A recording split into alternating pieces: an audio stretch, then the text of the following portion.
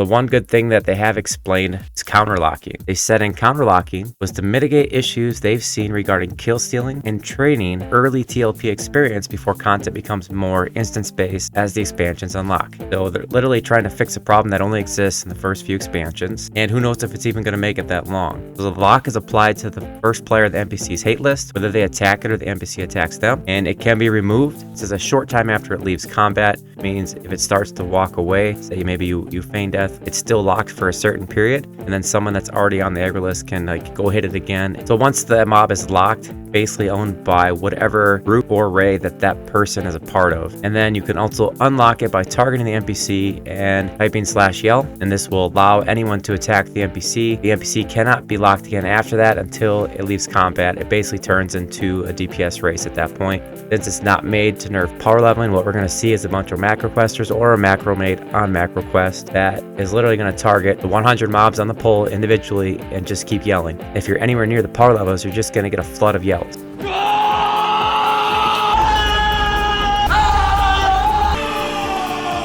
To unlock all the NPCs that they pulled for the power level so that they can pass the experience along. So the same rules apply, that whoever does the most damage will get the loot. Obviously, if it's locked, you can't damage it, so that concept holds true.